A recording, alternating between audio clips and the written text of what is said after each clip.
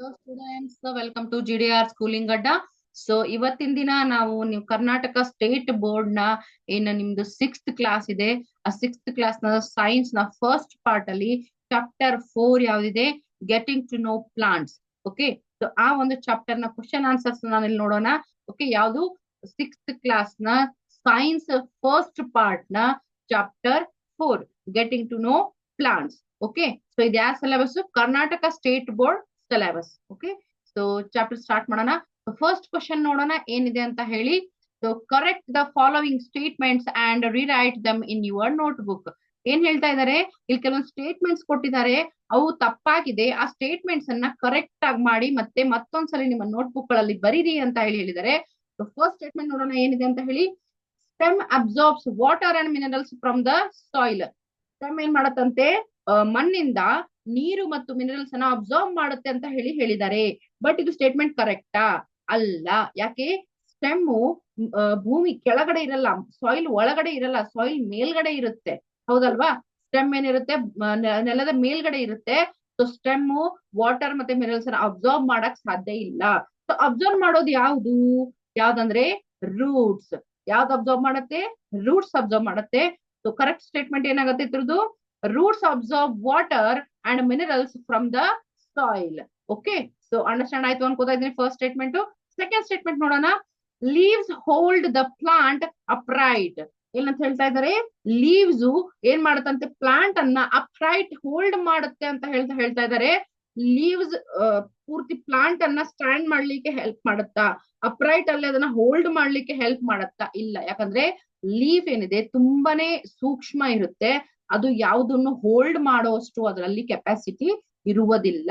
So stem ಏನ್ ಮಾಡುತ್ತೆ? Hold ಮಾಡುತ್ತೆ ಪ್ಲಾಂಟ್ ಅನ್ನ. ಸ್ಟೆಮ್ ಏನ್ ಮಾಡುತ್ತೆ? ಹೋಲ್ಡ್ ಮಾಡುತ್ತೆ ಪ್ಲಾಂಟ್ ಅನ್ನ. ಸೊ ಅದಕ್ಕೆ ಕರೆಕ್ಟ್ ಸೆಂಟೆನ್ಸ್ ಏನಾಗುತ್ತೆ? Stem holds the plant upright. ಏನಂತಾಗುತ್ತೆ? Stem holds the plant upright. Okay, so next third ಒಂದು ಸ್ಟೇಟ್ಮೆಂಟ್ ಏನ್ ಕೊಟ್ಟಿದ್ದಾರೆ, roots conduct water to the leaves ಅಂತ ಹೇಳ್ತಾ ಇದ್ದಾರೆ.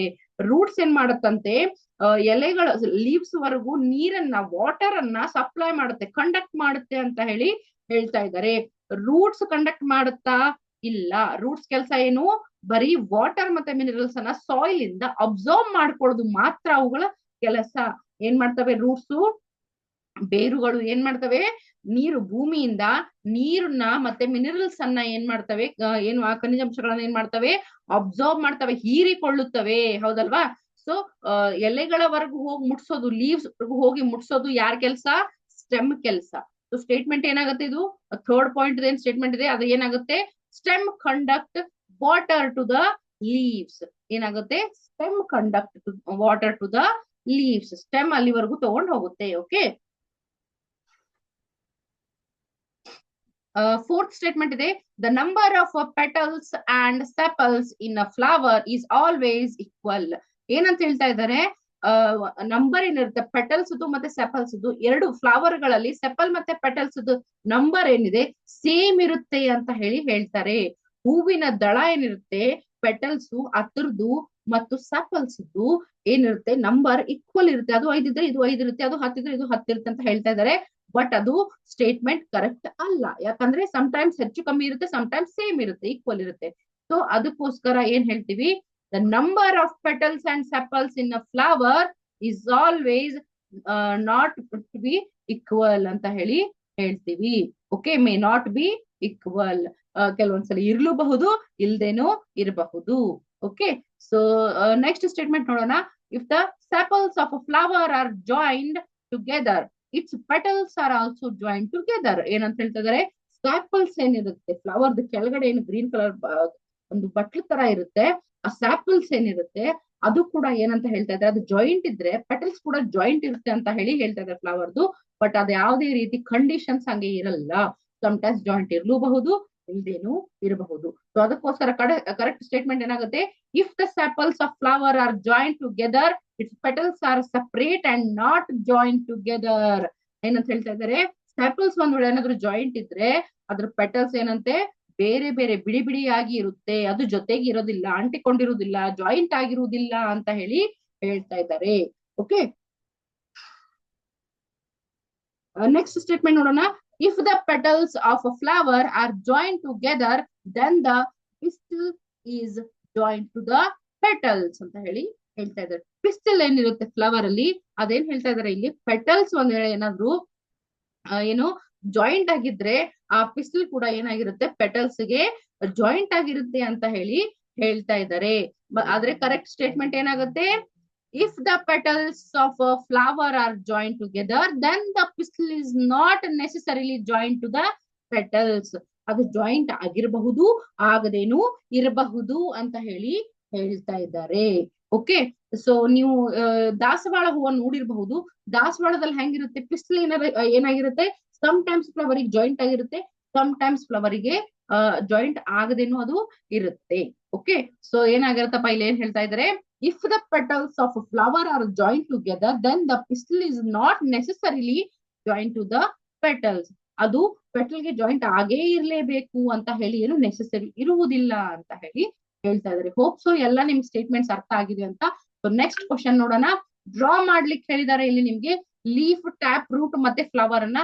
ಸೊ 7.3 ಅಲ್ಲಿ ನಿಮ್ ಪಿಕ್ಚರ್ಸ್ ಇದೆ. ಆ ಒಂದು ಪಿಕ್ಚರ್ಸ್ ಅನ್ನ ನಾನು ಇಲ್ಲಿ ಕೊಟ್ಟಿದ್ದೀನಿ. ಓಕೆ, ಸೊ ಏನು ಲೀಫ್ ಪಿಕ್ಚರ್ ಇದೆ, ಟ್ಯಾಪ್ ರೂಟ್ ಪಿಕ್ಚರ್ ಇದೆ, ಮತ್ತೆ ಫ್ಲವರ್ ಪಿಕ್ಚರ್ ಕೂಡ ಇಲ್ಲಿ ಇದೆ.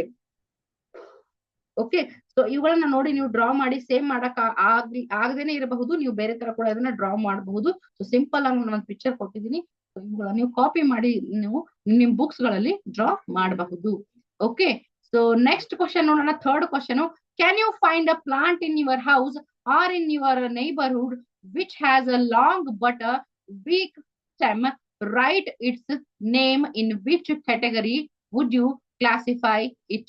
ಇಲ್ಲಿ ಏನ್ ಹೇಳ್ತಾ ಇದಾರೆ, ನಿಮ್ ಮನೆ ಅಕ್ಕಪಕ್ಕ ಅಥವಾ ನಿಮ್ ಮನೆಯಲ್ಲಿ ಏನಾದ್ರು ನೀವು ಉದ್ದನೆ ಬೆಳೆಯುವಂತ ಒಂದು ಗಿಡವನ್ನ ನೋಡಿದೀರಾ, ಪ್ಲಾಂಟ್ ಅನ್ನ ನೋಡಿದೀರಾ ಅಂತ ಕೇಳ್ತಾರೆ. ಅದ್ರ ಸ್ಟೆಮ್ ಏನಾಗಿರುತ್ತೆ, ವೀಕ್ ಆಗಿರುತ್ತೆ. ಅಂತಹ ಒಂದು ಸ್ಟೆಮ್ ಏನಾದ್ರು ಇದ್ದದ್ದು, ಉದ್ದನೆ ಬೆಳೆಯುವಂತ ಪ್ಲಾಂಟ್ ನೀವೇನಾದ್ರು ನೋಡಿದ್ರೆ ಅದನ್ನ ಹೆಸರಿಸಿ, ಅದ್ರ ನೇಮ್ ಹೇಳಿ ಅಂತ ಹೇಳಿ ಹೇಳ್ತಾರೆ. ಓಕೆ, ಸೊ ಮತ್ತೆ ಅದ್ರದ್ದು ಏನು ಒಂದು ಕ್ಯಾಟಗರಿ ಬರುತ್ತೆ, ಆ ಕ್ಯಾಟಗರಿಯನ್ನ ಕ್ಲಾಸಿಫೈ ಮಾಡಿ ಅಂತ ಹೇಳಿ ಹೇಳ್ತಾರೆ. ಸೊ ಇಲ್ಲೇನ ಹೇಳ್ತೀವಿ, ಒಂದ್ ಎಕ್ಸಾಂಪಲ್ ತಗೊಂಡಿದೀವಿ, ಲೌಕಿ ಅಂತ ಏನ್ ಕರಿತೀವಿ, ಗಾರ್ಡ್ ಅಂತ ಹೇಳಿ, ಬಾಟಲ್ ಗಾರ್ಡ್ ಅಂತ ಏನ್ ಕರಿತೀವಿ, ಆ ಒಂದು ಪ್ಲಾಂಟ್ ನ ಎಕ್ಸಾಂಪಲ್ ಆಗಿ ನಾನು ತಗೊಂಡಿದೀನಿ. ಅದ್ರ ಪಿಕ್ಚರ್ ಕೂಡ ಇಲ್ಲಿ ತೋರಿಸಿದೀನಿ.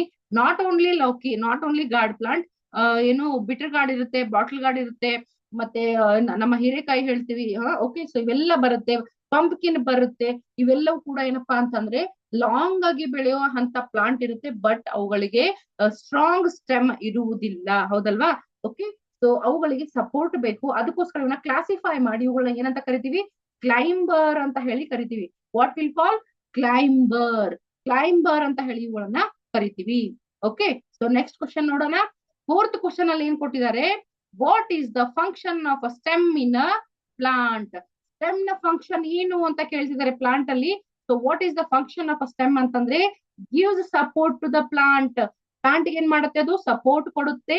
ವಾಟರ್ ಮತ್ತೆ ಮಿನರಲ್ಸ್ ಅನ್ನ ರೂಟ್ಸ್ ಇಂದ ಕಂಡಕ್ಟ್ ಮಾಡಿ ಲೀವ್ಸ್ ವರೆಗೂ ಸಪ್ಲೈ ಮಾಡುತ್ತೆ. Conducts food from leaves to other parts of the plant. ಏನ್ ಮಾಡುತ್ತೆ, ಫುಡ್ ಲೀವ್ಸ್ ಅಲ್ಲಿ ರೆಡಿ ಆಗಿರುತ್ತೋ ಅದನ್ನ ಬೇರೆ ಬೇರೆ ಪಾರ್ಟ್ ಗಳಿಗೆ ತಲುಪಿಸ್ಲಿಕ್ಕೆ, ಸಪ್ಲೈ ಮಾಡ್ಲಿಕ್ಕೆ ಹೆಲ್ಪ್ ಮಾಡುತ್ತೆ. ಯಾವುದು, ಸ್ಟೆಮ್. ಓಕೆ, ಸೊ ಏನ್ ಮಾಡುತ್ತೆ, ಅದು ಪ್ಲಾಂಟ್ ಗೆ ಸಪೋರ್ಟ್ ಮಾಡುತ್ತೆ. ವಾಟರ್ ಮತ್ತೆ ಮಿನರಲ್ಸ್ ಅನ್ನ ಲೀವ್ಸ್ ವರೆಗೂ ತಲುಪಿಸುತ್ತೆ. ಲೀವ್ಸ್ ಅಲ್ಲಿ ರೆಡಿ ಆಗಿರುವಂತ ಫುಡ್ ಅನ್ನ ಬೇರೆ ಬೇರೆ ಬ್ರಾಂಚಸ್ ಗಳಿಗೆ, ಬೇರೆ ಬೇರೆ ಪಾರ್ಟ್ಸ್ ಗಳಿಗೆ ಸಪ್ಲೈ ಮಾಡ್ಲಿಕ್ಕೆ ಹೆಲ್ಪ್ ಮಾಡುತ್ತೆ. ಓಕೆ, ಸೊ ನೆಕ್ಸ್ಟ್ ಕ್ವಶನ್ ನೋಡೋಣ. ನೆಕ್ಸ್ಟ್ ಕ್ವಶನ್ ಏನಿದೆ, fifth question, which of the following leaves have reticulate venation? Okay, reticulate venation ಅಂತ ಇಲ್ಲಿ ಕೇಳ್ತಾರೆ. ರೆಟಿಕ್ಯುಲೇಟ್ ವೆನೇಷನ್ ಅಂದ್ರೆ ನೀವು ಇಲ್ಲಿ ನೋಡಿರ್ಬೋದು, ಎಲೆಗಳು ಒಂದ್ಸಲ ಮೇಲ್ಗಡೆಯಿಂದ ಸಂಪೂರ್ಣವಾಗಿ ಪೂರ್ತಿ ಏನ್ ಲೀವ್ಸ್ ಇರುತ್ತೆ, ಸಂಪೂರ್ಣವಾಗಿ ಮೇಲ್ಗಡೆಯಿಂದ ಏನಾದ್ರೂ ಎಲೆ ಹೋಗ್ಬಿಟ್ರೆ ಒಳಗಡೆ ಈ ತರ ಏನ್ ನಮ್ ಬಾಡಿ ಒಳಗಡೆ ಏನು ನಮ್ ಬೋನ್ ಇರುತ್ತಲ್ಲ, ಆ ತರ ಇದು ಒಂಥರ ಅವುಗಳಿಗೆ ಒಂದ್ ಸ್ಕೆಲ್ಟನ್ ಅಂತ ನಾವು ಹೇಳ್ಬಹುದು. ಸೊ ಇದೇನೊಂದು ಇಲ್ಲಿ ಪಿಕ್ಚರ್ ತೋರಿಸಿದ್ದಾರೆ, ಎಲೆ ಮೇಲಿನ ಪದರ ಹೋಗ್ಬಿಟ್ರೆ ಒಳಗಡೆ ಈ ರೀತಿ ಜಾಳಿಗೆ ಜಾಳಿಗೆ ತರ ಇರುತ್ತೆ. ಓಕೆ, ಸೊ ಈ ತರ ಇದ್ರೆ ಅದನ್ನೇನಂತಾರೆ, ರೆಟಿಕ್ಯುಲೇಟ್ ವೆನೇಷನ್ ಅಂತ ಹೇಳಿ ಕರೀತಾರೆ. Okay, so wheat, tulsi, maize, grass, coriander, China, rose, ಇವುಗಳಲ್ಲಿ ಯಾವ್ದು ರೆಟಿಕ್ಯುಲೇಟ್ ವೆನೇಷನ್ ಇರುತ್ತೆ ಅಂತ ಕೇಳ್ತಾರೆ. So tulsi, coriander, China rose have a reticulate venation ಅಂತ ಹೇಳಿ ನಾವು ಹೇಳ್ತೀವಿ. ಗ್ರಾಸ್ ಅಲ್ಲಿ ಇರುತ್ತೆ, ಬಟ್ ಅದು ಚೇಂಜ್ ಇರುತ್ತೆ. ಓಕೆ, ಸೊ ಇವುಗಳಲ್ಲಿ ಏನಿರುತ್ತೆಪ್ಪ ಅಂತ ಹೇಳ್ತಿದ್ರೆ ರೆಟಿಕ್ಯುಲೇಟ್ ವೆನೇಷನ್ ಇರುತ್ತೆ ಅಂತ ಹೇಳಿ ಹೇಳ್ತಾ ಇದೀವಿ. ಓಕೆ, ರೆಟಿಕ್ಯುಲೇಟ್ ವೆನೆಷನ್ ಅಂದ್ರೆ ನಿಮ್ಗೆ ಗೊತ್ತಾಯ್ತಲ್ಲ, ಇದು ನೋಡ್ತಾ ಇದ್ರಿ ಪಿಕ್ಚರ್ ಅಲ್ಲಿ ನೀವು ಕಾಣಿಸುತ್ತೆ. ಸೊ ಈ ರೀತಿ ಇರುತ್ತೆ. ಓಕೆ, 6th ಕ್ವಶನ್ ನೋಡೋಣ. If a plant has a fibrous root, what type of a venation do its leaves likely to have? ಏನಂತ ಹೇಳ್ತಾರೆ, ಒಂದ್ ವೇಳೆ ರೂಟ್, ನಾವು ಟ್ಯಾಪ್ ರೂಟ್ ಮತ್ತೆ ಫೈಬ್ರಸ್ ರೂಟ್ ಅಂತ ಹೇಳಿ ಎರಡು ತರ ರೂಟ್ ಇರುತ್ತೆ. ಟ್ಯಾಪ್ ರೂಟ್ ಅಂದ್ರೆ ಕಡ್ಡಿಗೆ ಫುಲ್ ಹಿಂಗ್ ಜಾಯಿಂಟ್ ಆಗ್ಬಿಟ್ಟು ಬಂದಿರುತ್ತೆ, ಅದನ್ನ ಟ್ಯಾಪ್ ರೂಟ್ ಅಂತ ಹೇಳ್ತೀವಿ. ಫೈಬ್ರಸ್ ರೂಟ್ ಅಂದ್ರೆ ಸಣ್ಣ ಸಣ್ಣ ಎಳೆ ಎಳೆಗಳ ತರ ಹಿಂಗ್ ಸ್ಪೈಡರ್ ತರ ಎಲ್ಲ ಹಬ್ಕೊಂಡ್ಬಿಟ್ಟಿರುತ್ತೆ, ಅದನ್ನ ಏನ್ ಹೇಳ್ತೀವಿ, ಫೈಬ್ರಸ್ ರೂಟ್ ಅಂತ ಹೇಳ್ತೀವಿ. ಸೊ ಈ ರೀತಿ ಫೈಬ್ರಸ್ ರೂಟ್ ಇರೋ ಅಂತ ಪ್ಲಾಂಟ್ ಇದ್ರೆ ಅದರಲ್ಲಿ ವೆನೇಷನ್ ಹೇಗಿರುತ್ತೆ ಅಂತ ಹೇಳಿ ಕೇಳ್ತಾರೆ. ಸೊ ವೆನೇಷನ್ ಹೇಗಿರುತ್ತೆ, ಅದರಲ್ಲಿ ಪ್ಯಾರಲಲ್ ವೆನೇಷನ್ ಇರುತ್ತೆ. ಯಾವ ರೀತಿ ಪ್ಯಾರಲಲ್ ವೆನೇಷನ್, ಈಗ ಅಡ್ಡ ಅಡ್ಡನೋ ಅಥವಾ ಉದ್ದ ಉದ್ದನೋ ಬೆಳೆದಿರುತ್ತೆ. ಪ್ಯಾರಲಲ್ ವೆನೇಷನ್ ಇರುತ್ತೆ, ಜಾಳ್ಗೆ ಜಾಳ್ಗೆ ತರ ಇರುವುದಿಲ್ಲ. So you can see in this picture, grass ಕೂಡ ಇದೇ ರೀತಿ ಇರುತ್ತೆ. ಸೊ ಅದಕ್ಕೋಸ್ಕರ ಗ್ರಾಸ್ ಏನು ರೆಟಿಕ್ಯುಲೇಟ್ ವೆನೇಷನ್ ಆಗುದಿಲ್ಲ, ಪ್ಯಾರಲಲ್ ವೆನೇಷನ್ ಆಗುತ್ತೆ. ಓಕೆ, ಸೊ ಇಲ್ಲೇನಪ್ಪ ಪ್ಯಾರಲಲ್ ವೆನೇಷನ್, ಯಾವ್ದ್ರಲ್ಲಿ ಫೈಬ್ರಸ್ ರೂಟ್ ಇದ್ರೆ ಪ್ಯಾರಲಲ್ ವೆನೇಷನ್ ಇರುತ್ತೆ. ಓಕೆ, ಸೊ ನೆಕ್ಸ್ಟ್ ಕ್ವಶನ್ ನೋಡೋಣ. If a plant has leaves with reticulate venation, the kind of roots will it have? Okay, so ಇಲ್ಲಿ ಏನ್ ಹೇಳ್ತಾ ಇದ್ದಾರೆ, ಏನ್ ಕೇಳ್ತಾ ಇದಾರೆ ಅವರು, ರೆಟಿಕ್ಯುಲೇಟ್ ವೆನೇಷನ್ ಇದ್ರೆ ಅದರ ರೂಟ್ ಯಾವ ತರ ಇರುತ್ತೆ ಅಂತ ಕೇಳ್ತಾರೆ. ರೆಟಿಕ್ಯುಲೇಟ್ ವೆನೇಷನ್ ಇದ್ರೆ ಅದರ ರೂಟ್ ಯಾವ ತರ ಇರುತ್ತೆ, ಟ್ಯಾಪ್ ರೂಟ್ ಇರುತ್ತೆ, ಫೈಬ್ರಸ್ ರೂಟ್ ಇರುವುದಿಲ್ಲ. ಯಾವ ರೀತಿ ರೂಟ್ ಇರುತ್ತೆ, ಟ್ಯಾಪ್ ರೂಟ್ ಇರುತ್ತೆ ಅಂತ ಹೇಳ್ತಾರೆ. ಓಕೆ, ಸೊ ನೆಕ್ಸ್ಟ್ ಕ್ವಶನ್ ಏನಿದೆ ನೋಡೋಣ. Is it possible for you to recognize the leaves without seeing them? How? Okay, so ಅವುಗಳನ್ನ ನೀವು ಹೆಂಗ್ ಮಾಡಿದ್ರೆ ರೆಕಗ್ನೈಸ್ ಮಾಡ್ತೀರಿ ಅಂತ ಕೇಳ್ತಾರೆ. ಅದನ್ನ ನೋಡ್ಲಾರ್ದೆ ಹೆಂಗ್ ರೆಕಗ್ನೈಸ್ ಮಾಡ್ತೀರಾ, ಹೇಗೆ ಅಂತ ಕೇಳ್ತಾ ಇದ್ದಾರೆ. So what will we say, ನಾವು ಅವುಗಳನ್ನ ನೋಡ್ಲಾರ್ದೆ ಅವುಗಳನ್ನ ನಾವು ಏನ್ ಮಾಡಬಹುದಪ್ಪ ಅಂತ ಗೆಸ್ ಮಾಡಬಹುದು, ಯಾವ ಎಲೆ ಇದೆ ಅಂತ ಹೇಳಿ. ಹೇಗೆ ಅಂದ್ರೆ, ಆ ಎಲೆ ಏನಿರುತ್ತೆ ಅದ್ರ ಮೇಲೆ ಒಂದು ಪೇಪರ್ ಇಡೋದು, ಪೇಪರ್ ಇಟ್ಟು ಅದ್ರ ಮೇಲೆ ಪ್ರೆಸ್ ಮಾಡಿ ನೀವು ಪೆನ್ಸಿಲ್ ಇಂದ ಅದ್ರ ಮೇಲೆ ಸ್ಕ್ರಾಚ್ ಮಾಡಿದ್ರೆ ಆ ಎಲೆ ಏನ್ ಆಕಾರ ಇರುತ್ತೋ ಆ ರೀತಿ ಆಕಾರ, ಆ ರೀತಿ ಡೈಗ್ರಾಮ್ ಏನ್ ಬರುತ್ತೆ ನಮ್ಮ ಪೇಪರ್ ಮೇಲೆ ಪ್ರಿಂಟ್ ಆಗುತ್ತೆ. ಸೊ ಆ ಒಂದು ಇಂಪ್ರೆಷನ್ ಇಂದ ನಾವು ಆ ಲೀಫ್ ಯಾವುದು ಅಂತ ಹೇಳಿ ನೋಡಬಹುದು. ಓಕೆ, ಸೊ ಅದಕ್ಕೋಸ್ಕರ ಏನ್ ಆನ್ಸರ್ ಹೇಳ್ತಾರೆ, yes, by taking an impression of the leaf, put paper on the leaf, hold the pencil tip sideways and rub it on the portion of paper having leaf below. You get impression of leaf with some lines on it. These lines helps us to recognize the types of leaf. ಏನ್ ಹೇಳ್ತಾರೆ, ಆ leaf ಅನ್ನ paper ಕೆಳಗಡೆ ಇಟ್ಟು paper ನ ಮೇಲೆ ನಾವು pencil ಅನ್ನ ಪ್ಯಾರಲಲ್ ಆಗಿ ಹಿಡ್ಕೊಂಡು ಏನ್ ಮಾಡ್ಬೇಕು, ಅದ್ಮೇಲೆ ಸೈಡ್ ವೇ ಹಿಡ್ಕೊಂಡು ಅದನ್ನ ರಬ್ ಮಾಡಿದ್ರೆ ಅದ್ರ ಮೇಲೆ ನಮ್ಗೆ ಪೇಪರ್ ಮೇಲೆ ಏನು ಒಂದು ಲೀಫ್ ನ ಇಂಪ್ರೆಷನ್ ಸಿಗುತ್ತೆ. ಆ ಇಂಪ್ರೆಷನ್ ನೋಡಿ ನಾವು ಅದನ್ನ ರೆಕಗ್ನೈಸ್ ಮಾಡಬಹುದು, ಇದು ಯಾವ ಲೀಫ್ ಇದೆ ಅಂತ ಹೇಳಿ ರೆಕಗ್ನೈಸ್ ಮಾಡಬಹುದು ಅಂತ ಹೇಳ್ತಾರೆ. ಈ ಒಂದು ಆಕ್ಟಿವಿಟಿನ ನೀವು ಮನೆಗಳಲ್ಲೂ ಕೂಡ ಮಾಡಬಹುದು. ನಿಮ್ ಮನೆಯಲ್ಲಿ ಯಾವ್ದಾದ್ರು ಪ್ಲಾಂಟ್ ಇದ್ರೆ ಅದ್ರ ಎಲೆ ತಗೊಂಡು ಪೇಪರ್ ಕೆಳಗಡೆ ಇಟ್ಟು ನೀವು ಅದನ್ನ ಸೈಡ್ ವೇ ಇಂದ ರಬ್ ಮಾಡಿ ಯಾವ್ದಿದೆ ಅಂತ ಹೇಳಿ ನೀವು ಅದನ್ನ ರೆಕಗ್ನೈಸ್ ಮಾಡಬಹುದು. Okay, so you can try it in your home. Okay, so next question ನೋಡೋಣ. Write the name of the parts of flower. Flower ನ ಪಾರ್ಟ್ಸ್ ಗಳನ್ನ ಹೇಳಕ್ ಹೇಳಿದ್ದಾರೆ. ಫ್ಲವರ್ ನ ಪಾರ್ಟ್ಸ್ ಇದೆ, ಅದ್ರ ಬಗ್ಗೆ ನಾನು ಪಿಕ್ಚರ್ಸ್ ಇಲ್ಲಿ ಕೊಟ್ಟಿದ್ದೀನಿ. ಏನೇನ್ ಪಾರ್ಟ್ಸ್ ಇದೆ ನೋಡೋಣ. ಸ್ಟಾಪಲ್ಸ್ ಇದೆ, ಪ್ಯಾಟಲ್ಸ್ ಇದೆ, stigma, style, anther, androecium, gynoecium. Okay, so ಏನ್ ಹೇಳ್ತಾ ಇದ್ದಾರೆ ಇಲ್ಲಿ, sepals, petals, stigma, style, anther, androecium, gynoecium. Okay, ಇವೆಲ್ಲ ಪಾರ್ಟ್ಸ್ ಇದೆ. ಸೊ ಅವುಗಳ ಬಗ್ಗೆ ನಾನು ನಿಮ್ಗೆ ಅದಷ್ಟೇ ಅಲ್ಲದೆ ಮತ್ತೆ ಬೇರೆ ಬೇರೆ ತರ ಕೂಡ ಪಾರ್ಟ್ಸ್ ಇರುತ್ತೆ. ಸೊ ಅದನ್ನೆಲ್ಲ ನಾನು ನಿಮ್ಗೆ ಏನ್ ಮಾಡಿದೀನಿ, ನಿಮ್ಗೆ ಪಿಕ್ಚರ್ ಅಲ್ಲಿ ತೋರಿಸಿದೀನಿ. ಸೊ ಈ ಪಿಕ್ಚರ್ಸ್ ನಿಮ್ಗೆ ಕಾಣಿಸ್ತಾ ಇದೆ ಅಲ್ವಾ. ಓಕೆ, ಆಂಡ್ರೋಸಿಯಂ ಮತ್ತೆ ಗೈನೋಸಿಯಂ ಅಲ್ಲಿ ಸರಿಯಾಗಿ ಕೊಟ್ಟಿರ್ಲಿಲ್ಲ, ಸೊ ಅದಕ್ಕೋಸ್ಕರ ಅದು ಸಪರೇಟ್ ಪಿಕ್ಚರ್ ನಿಮಗೆ ತೋರಿಸಿದೀನಿ.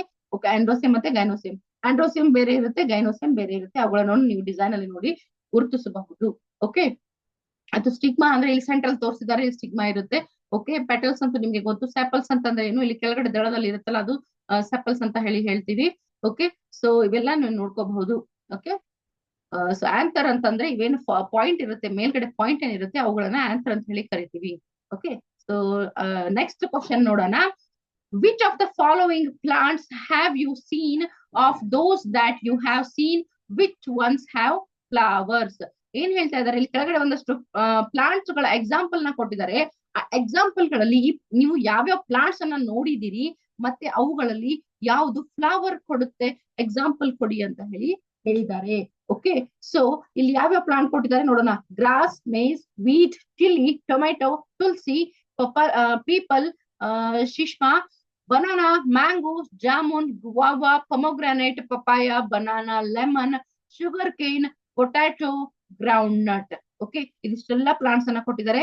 I have seen all these plants with flowers are ಅಂತ ಹೇಳ್ತಾ ಇದ್ದಾರೆ. ಓಕೆ, ಸೊ ನಾನು ಇವೆಲ್ಲ ಪ್ಲಾಂಟ್ಸ್ ಅನ್ನ ನೋಡಿದೀನಿ ಅಂತ ಹೇಳ್ತೀರಿ. ಆಲ್ಮೋಸ್ಟ್ ನೀವೆಲ್ಲ ನೋಡೇ ಇರ್ತೀರಿ. ಗ್ರಾಸ್ ಅನ್ನು ನೋಡ್ತೀರಿ, ಮೇಜ್ ಅನ್ನು ನೋಡ್ತೀರಿ, ವೀಟ್ ನೋಡ್ತೀರಿ, ಚಿಲ್ಲಿ, ಟೊಮ್ಯಾಟೊ, ತುಳಸಿ, ಪೀಪಲ್ ಇವೆಲ್ಲವನ್ನು ನೀವು ನೋಡಿರ್ತೀರಿ ಆಲ್ಮೋಸ್ಟ್. ಓಕೆ, ಸೊ ಇವೆಲ್ಲವನ್ನು ನೋಡಿರ್ತೀರಿ. ಸೊ ಇವುಗಳಲ್ಲಿ ಫ್ಲವರ್ ಬಿಡೋ ಅಂತ ಪ್ಲಾಂಟ್ಸ್ ಯಾವ್ಯಾವು ಅಂತ ಹೇಳಿ ಎಕ್ಸಾಂಪಲ್ ಕೊಟ್ಟಿದ್ದಾರೆ.